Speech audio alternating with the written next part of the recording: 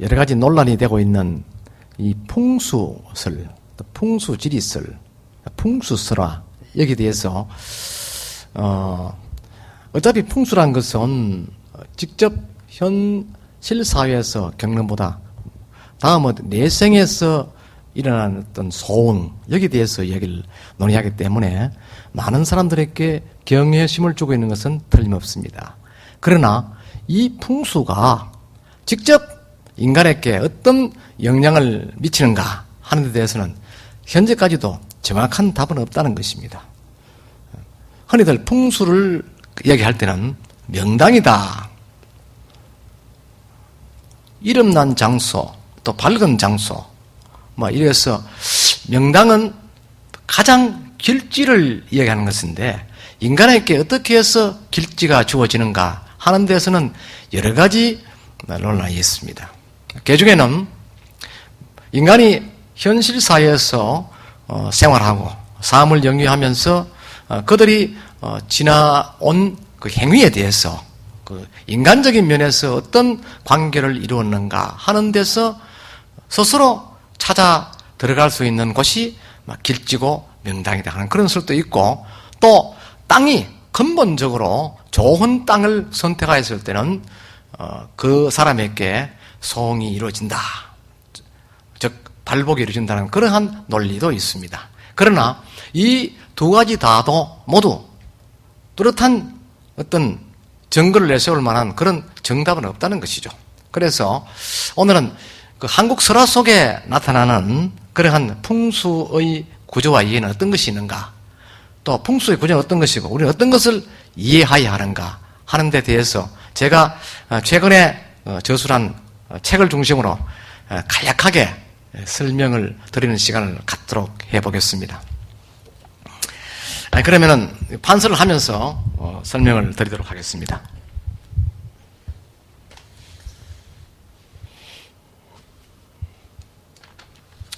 풍수란 것은 흔히 바람풍자의 물수자다 이렇게 바람과 물을 의미하는 것입니다. 그러면 풍수에서는 음양오행이 항상 대두되고 있는데 이 음양오에서 음과 양의 조화, 음과 양의 이 조화가 어떻게 적절하게 이루어지느냐에 따라서 그 지지가 명당이다, 또 비명당이다 이렇게 평가를 하게 되는데, 풍수는요 본래부터 장풍덕수라 해서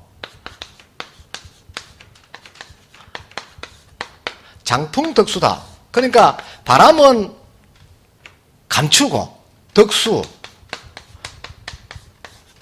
물은 얻는다, 물은 얻는다. 그러니까 바람은, 불어오는 바람은 감춰주고 들어오는 물은 받아들인다는 것입니다. 그래서 이 풍자와 물수자를 따서 줄여서 풍수다 이렇게 이야기를 하고 있는데, 보편적으로 물은 들어오는 것을 보고 나가는 것은 보지 못한다 이런 증에서 물이 들어온 것은 보되 물이 다시 이렇게 나가는 것은 보지 않는다는 것이죠. 그러니까 물줄기가 이렇게 되어 있으면은 명당에 지지해서 물을 맞이하는 길이 정확하지 않다는 것이죠. 그래서 물길이 이렇게 되어서 물이 바로 들어오고 나가는 것은 보지 않는다 하는 데서 덕수를 의미하고, 또 바람이 이렇게 불어와서 산의 지형에서 감춰지는 곳이라서 바람은 곧 산의 품 안에서 같이 결합된다는 의미를 가지고 있습니다. 그래서 바람은 동적이다, 바람은 동적이나 산은 정적이거든요. 동과 정, 플러스와 마이너스가 결합하는 과정은 마이너스로 이루어져서 결국 이 산은 음에 해당되는 그러한 오행 중에 하나가 될 수 있고, 그 다음 여기에 물이 들어오는 것은, 물은 또 활동적이다 해서 플러스를 의미합니다. 양을 의미하죠. 그렇게 해서 양과 음이 적절하게 조화하는 플러스 마이너스에서 마이너스가 얻어지는 곳을 음택이다 이렇게 이 논리적으로 설명을 하고 있습니다. 그러나 그 어느 기록에도 음양의 조화에서 플러스 마이너스가 적절하게 조화되는 예는 설명해 두고 있지 않습니다. 이것이 풍수지리의 하나의 독창적인 의미라고도 볼 수 있겠죠. 그래서 양과 음의 적절한 조화를 어떻게 조정하느냐 하는 것이 바로 풍수에서 결국은 명당을 얻는 그런 기술이 될 수 있다 하는 것입니다. 그래서 이 조화가 원활히 이루어지도록 하는 데는 풍수지리설이나 또 풍수설화에 있어서도요. 결국은 인간을 대상으로 해서 인간의 어떤 심성, 이 마음가짐이 어떻게 서로 이 명당의 주인이 될 수 있는 길을 찾아왔던가 하는 데서 얻게 된다는 것이죠. 그래서 결국은 어떠냐? 인간이 살아가면서 남을 위해서 덕을 많이 베풀고 또 남을 위해서 보시하고 남의 마음을 이해하고 또 사랑해주고 믿음을 가진다는 데서 결국 스스로 이 명당이라는 지지를 얻게 되고 그 주인이 된다는 것입니다. 그래서 풍수는요, 결국 풍수지리설이나 또 설화나 모두가 같은 입장에서 뭐냐? 적선을 평소에 얼마나 하였느냐 하는 데서 바로 명당의 주인이 될 수 있다라는 논리를 정하고 있다는 것이죠. 그러니까 결국은요, 얼마나 적선했느냐, 얼마나 좋은 일을 했느냐 하는 데서 주인이 가름된다는 것은 명당에는 이미 명당을 찾을 수 있는 주인이 미리 정해져 있게 된다 하는 그런 논리로 같이 부응하는 것이죠.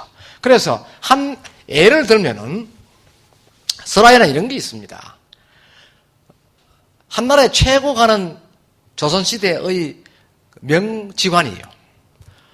자기가 전국 산천을 헤매면서 명당을 찾기 위해서 한평생을 거의 보내다시피 했습니다. 그런 중에 어느 태백산 쪽에 어느 깊은 골에 들어가서 명당을 하나 찾아내었는데 이 사람이 명당을 찾다 보니까 결국 기력이 소진했다는 것이죠. 그러고 옳게 먹지도 못하고 산에는 물도 없고 이래서 그 탈수 현상이 일어나서 근근히 목숨만 부지하고 이런 산줄기로 이렇게 명당을 여기서 얻고 산줄기로 이렇게 헤매다가 와가지고 어떤 조만한 초가집이 있는데 초가집 마당에 와서 혼절을 하였던 것이죠. 하였는데 얼마 후에 정신을 떡 차리고 보니까 방 안에 낯선 사람 집 방 안에 탁 이렇게 누워 있는데 옆에 보니까 자기 옆에도 누구 한 사람이 누워 있는 거죠. 그럼 자세히 이렇게 정신을 차리고 살펴보니까 자기는 그냥 이불만 덮어쓰고 있고 옆에는 보니까 거적을 듣고 있더라 이지. 그런데 주인이 돌아와서 내가 어떻게 해서 이렇게 신세를 지게 되었나라고 이야기를 하니까 그 주인이 이렇게 얘기를 합니다.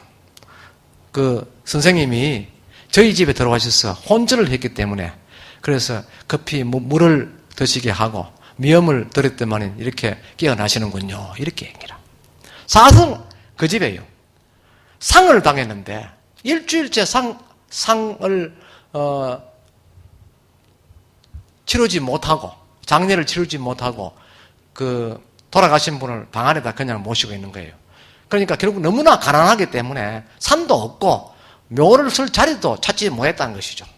그런데 때마침 한 그 남루한 사람이 자기 집으로 돌아와서 혼절을 했는데 너무나 탈수 현상이 일어난 상태로 했기 때문에 굶주려서 하는 것을 보고 이 사람도 지금 장례를 치를 수 없을 정도로 가난한 집안인데 아무 먹고 살 것도 없습니다. 없는데 마지막 남은 조그마한 살로서 명을 끓여서 이 죽어가는 직관에게 먹였다는 것이죠.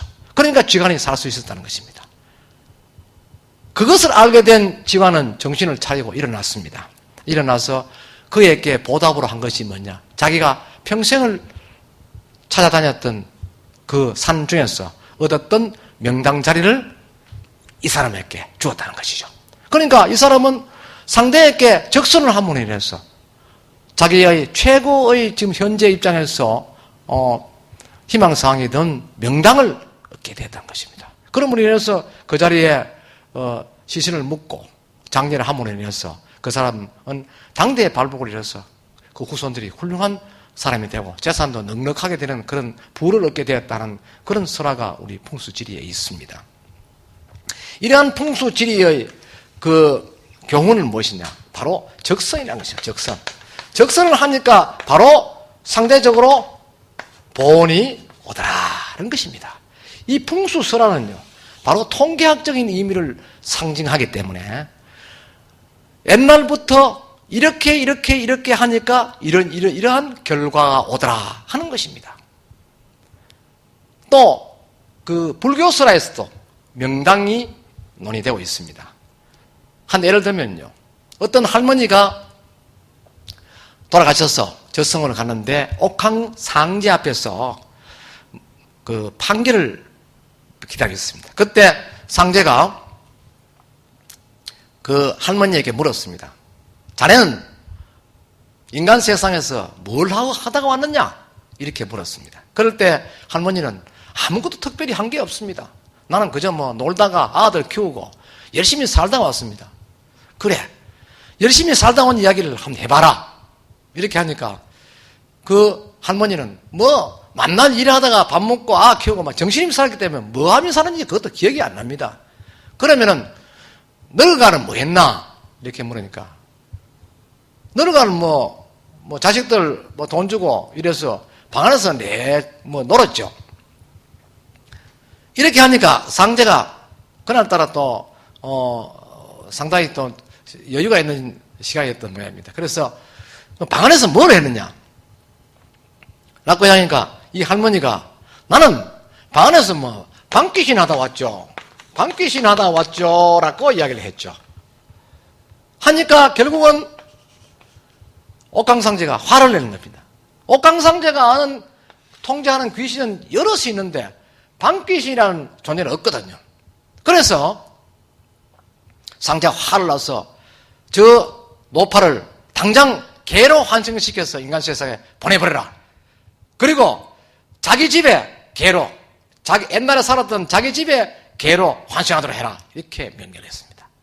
그리고는 이 할머니는 그 자리에서 죽어서 다시 환생하게 되는데 어느 시장의 그 개 파는 그런 시장에서 바구리에 딱 들어있는 개로 환생을 한 거죠. 한 집에서 개를 가져왔는데 그 바구리 속에 여러 마리 개가 있는데 그 중에 한 마리로 환생한 거죠. 그런데 이상하게도 그날따라 어떤 젊은 여인이 개를 사러 왔는데 이제 할머니가 개로 환생하는 할머니가 자세히 얼굴을 쳐다보니까 자기 며느리가 떠오는 거예요. 그러니까 며느리 보고 울어보고 쫑쫑쫑 하니까 며느리가 그 개를 치다보면서 그래 요거 사가야 되겠다 하면 자기 전생의 시어머니가 된 개를 사가는 거죠. 그리고 집에 가져가서 그 개를 남편한테 소개를 하니까 남편도 아주 반가워하다는 것입니다. 그리고 이제 남편도 개를 좋아하고 아내도 개를 좋아하니까 이 시어머니는 아주 기분이 좋은 거죠. 비록 개로 태어났지만 행복감을 느끼고 늘 아들 어디 들에 나가면 따라가서 씻어주고 늦게까지 아들 올 때까지 사리문 앞에서 기다리고 이러다가 세월을 보냈는데 그게 여름입니다. 여름인데 아들이 자기 마누라를 불렀어.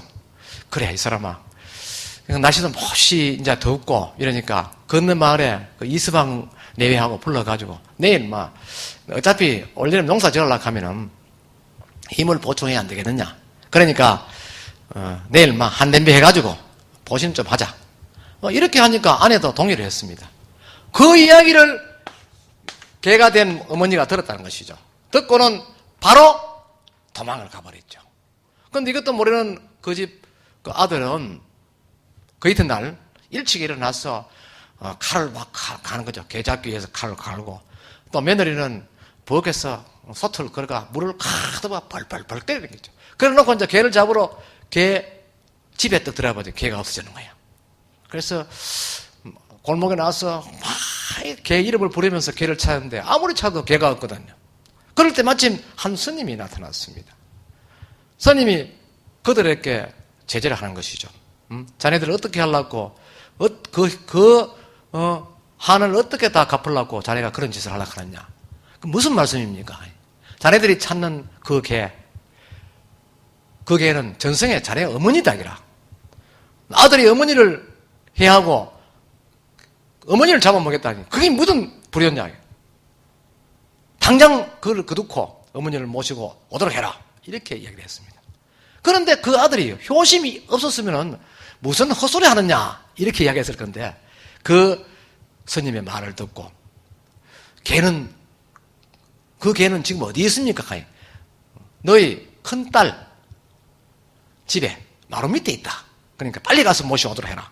이래서 그 스님의 말을 듣고 큰딸 집에 뛰어가니까 큰딸이 헐벌떡 뛰어오는 아버지를 마주하면서 아버님 어찌 이렇게 새벽부터 오십니까? 야야 너희 할머니 어디 가셨노? 할매 말이다.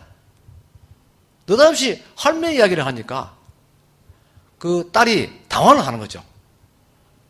그래, 웬 할매라뇨? 할머니는 1년 전에 돌아가셨잖아요. 아니다. 너가 할매 말이다. 그 하다가 그 자기 엄마가 그 우리 집 개, 흰 개 못 봤느냐? 우리 개, 요 우리 마루 밑에 있는데 어제부터 도망왔는데, 우리 집 왔는데 날 눈물을 흘리고 떨고 있습니다. 왜 저런지 어디 아픈지 모르겠습니다. 이렇게 된 거예요. 그래가 딱 보니 마루 밑에 개가 있는데 개는 보니 이제 잡으러 왔거든. 그게 와들와들 떨면서 눈물을 막 흘리는 거죠. 흘리는데 그 자리에서 아들이 절을 하면서 어머니를 맞이하는 겁니다. 절을 하면서 어머니요. 제가 잘못했습니다. 저를 용서해 주십시오. 어서 나오십시오. 하면서 그 개를 불러내어서 아들이 개를 업었습니다. 어머니 업히십시오. 업었습니다. 그러니까 업고는 그 개를 업고 전국 산천을 3년 동안 다니면서 좋은 곳에 관광을 시켜드렸다는 것이죠. 이런 관광을 시작한 지 3년이 지났습니다. 아들은 딴일은 전부 그만두고 어머니를 위해서 어머니가 전국 산천을 구경을 못했다 생각해서 비록 개가 된 어머니지만은 어머니를 위해서 전국에 좋은 곳에 구경을 하고 만나는 음식을 사가 대접을 했습니다. 그러다가 어느 날 고향 가까이 와서 잠깐 휴식을 취하고 있는데 잠이 들어버린 거죠. 개를 그대로 업고 잠이 들어버렸는데 한참 잠을 자다가 깨어나 보니까 등이 허전하거든요. 이러 보니까 어머니가 없어지는 거지. 어머니 하면 막 찾으면서 주위를 살펴보니까 저 앞에 보니까 허연기 보이는 거예요. 뛰어가 보니까 그 개가 죽고 말았습니다. 그 젊은이는 그 개를 껴안고 하염없이 울고 땅을 치면서 대성통곡을 했습니다. 그럴 때 마침 보니까 개 앞에 조그만한 구덩이가 있거든요.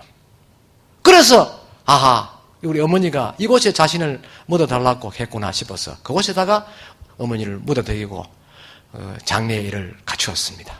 그러고 얼마 후입니다.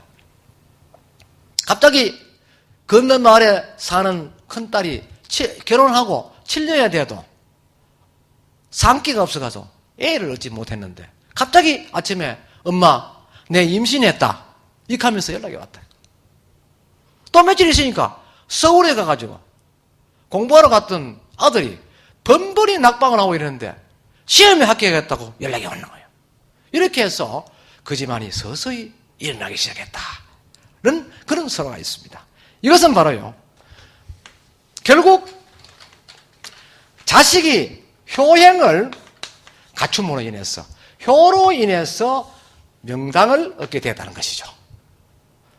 그 상대가 개로 환생한 어머니든 어떻든 간에 자신의 어머니라 생각하고 그 아들이 효를 다 하였기 때문에 결국 명당을 얻음으로 인해서 그 명당으로 인해서 소홍했다.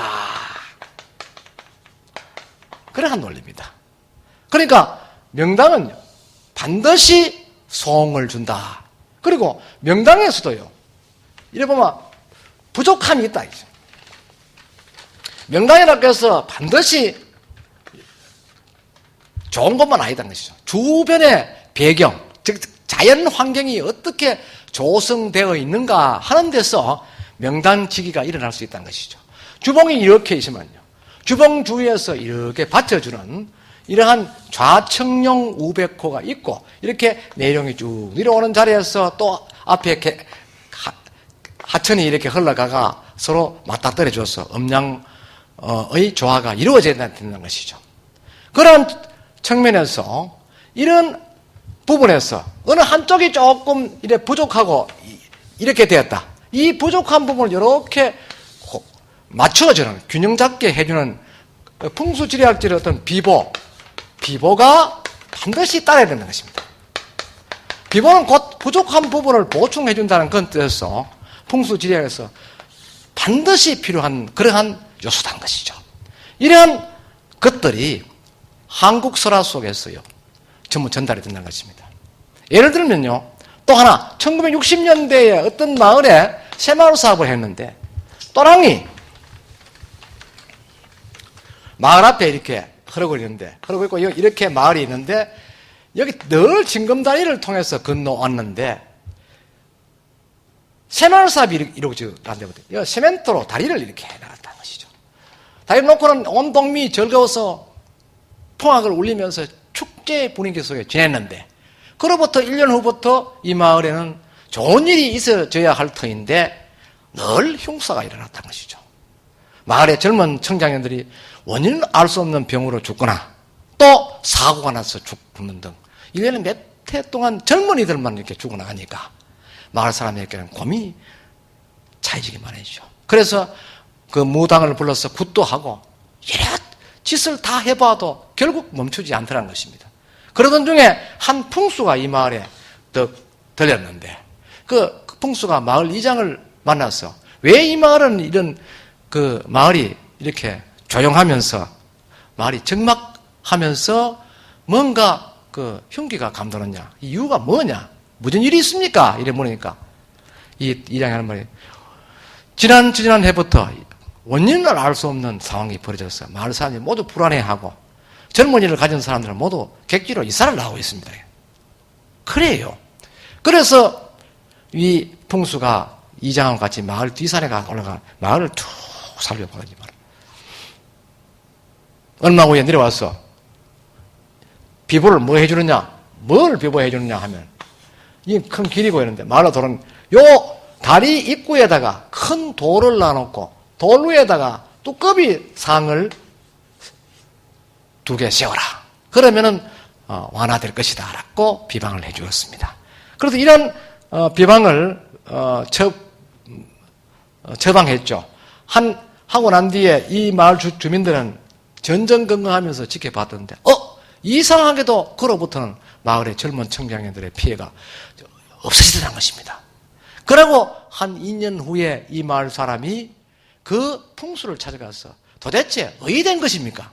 선생님의 비방은 어떤 연유로 해서 뚜꺼비를 내세우게 되었습니까? 라고 물으니까 그제서 이 풍수가 하는 말이, 이 다리의 모양이, 새마을 사업에서 이 다리의 모양이 뒷산에서 탁 올라가 보니까 마침 거대한 이 진해가 이렇게 기어 돌아오는 같은 그런 형국이다 이지. 진해가. 그러니까 진해는 젊은 사람의 피를 좋아한다는 것이죠. 그 젊은 사람 피를 좋아하니까 이 마을에는 진해로서 인해서 마을 젊은 청년들이 목숨을 잃을 수밖에 없다. 그러니까 이 다리를 놓는 자체가 잘못되었다는 것이죠. 요걸 보고 이제 형국노이라고 하는데, 이 형국 자체가 진해라는 것이에요, 진해. 진해이기 때문에 진해를 비방하기 위해서는 비보책으로 한 것이 뭐냐? 뚜꺼비다.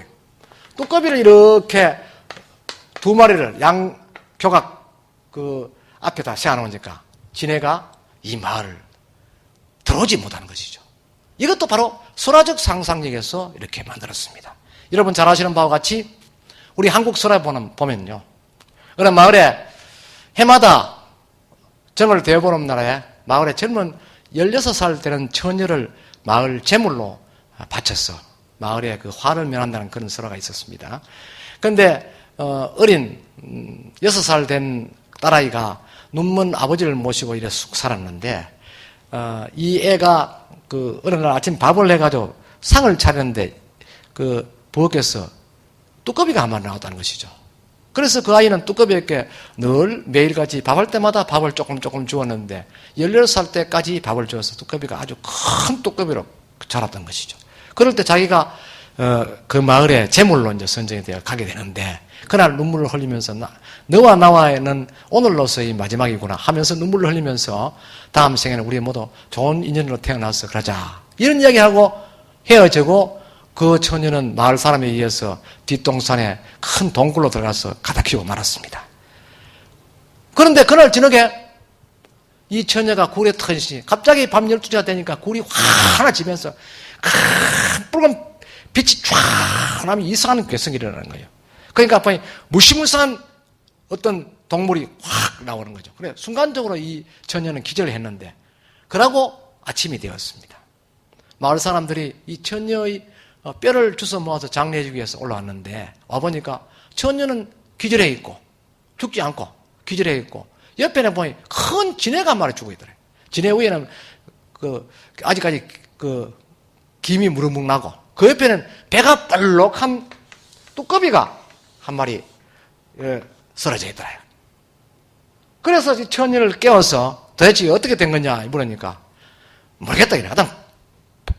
끔붉은 어떤 동물이 나오는 거 보고 제가 기절했습니다.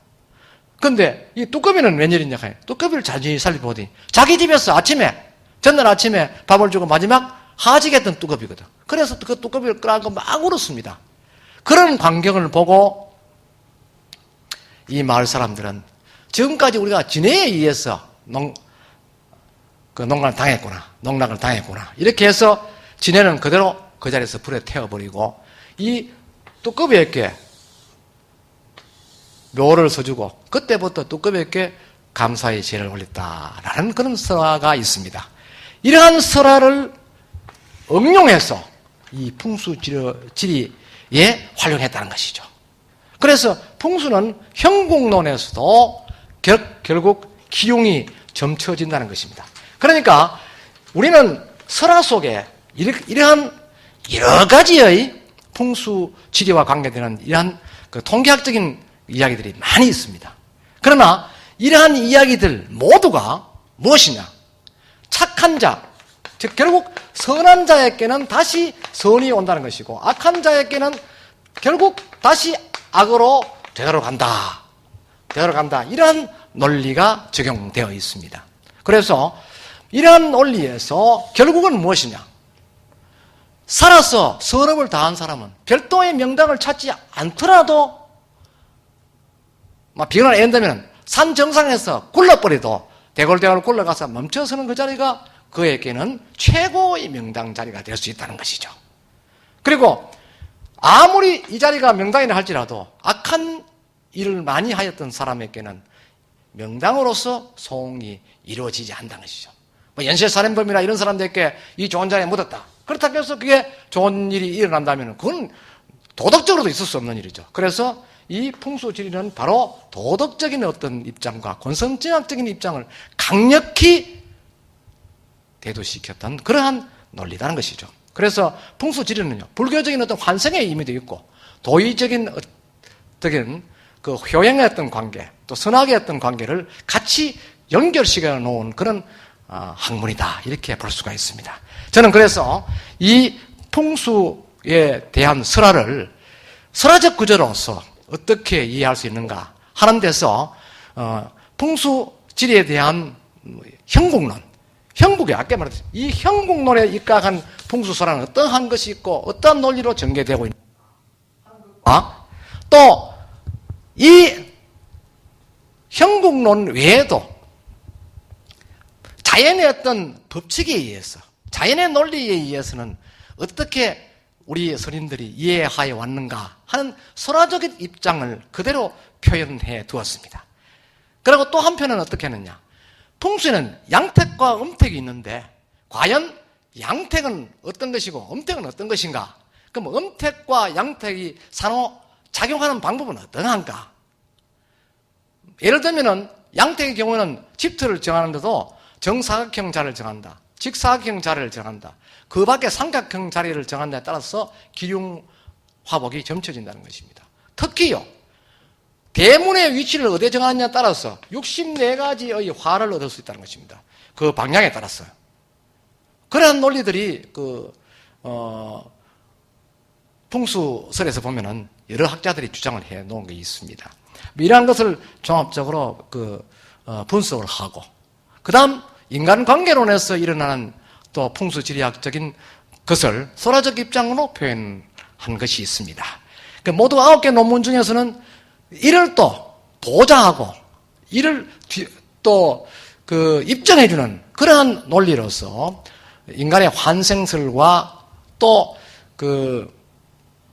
도덕적인 입장을 주장하는 불교적인 어떤 환생설과 도의적인 환생설을 같이 논리적으로 설명하는 것이 있습니다. 그 밖에도 인간의 신앙적인 입장을 대표하는 인간신앙에서 풍수지리는 어떻게 인정되고 설명되고 적용되어 왔는가, 그러한 논리도 있고, 그리고 가장 중요한 것은요, 인간과 인간과 다시 말해 음양이 조화하는, 남녀가 조합하는 과정에서 과연 이상적인 어떤 운명론을 가진 사람과 만나서 한 가정을 이끌어 나가면서 다시 명당지지로 지지를 선택할 수 있는 주인이 될 수 있는 그런 여건은 어떤 것이 있는가 하는 데서 띠동물의 상호작용, 상징적 관계를 또 설명해서 인간의 궁합을 어떻게 하면은 적절하게 작용시켜서 유익하게 활용할 수 있겠는가 하는 것들을 곁들여서 설명을 해 두었습니다. 그래서 풍수지리는요, 결론이 있다면은 딱 한 가지입니다. 글자로 쓰면 5자의 글입니다. 그러니까 착하게 살자. 인간 생활을 하면서 인간관계를 이루면서 착하게만 살 수 있다면 모든 것이 해결되는 것이죠. 그러면요, 남들에게 피해도 주지 않고 지가 착하게 삶으로 해서 남들이 모두 그에게 편안함을 느낄 수 있고, 또 그로 인해서 자신도 편안하고, 그 편안함은 결국 자신에게 행복을 얻을 수 있다는 뜻에서 바로 명당지지를 얻을 수 있고 그의 주인이 될 수 있다는 논리가 바로 풍수설화의 주장입니다. 이러한 주장들은요, 책에서 소상히 예를 들어서 많은 예를 들어서 설명해 두었습니다. 이런 것들은 풍수는 단순히 경외감보다 인간이 만들어서 인간이 이런 것은 좋지 않다고 이야기했기 때문에 우리 선인들이 이런 것은 좋지 않다고 이야기하는 경험적인 통계학적인 그러한 논리들을 설화로서 풀어봄으로 인해서 우리가 자기 성찰하고 자기 반성하는 그런 기회를 가질 수 있다는 데서 풍수지리 또 풍수설화는 의미가 있다는 것입니다. 그런 뜻에서 제가 오늘 간단하게 이 자리에 나와서 설명을 드렸습니다. 감사합니다.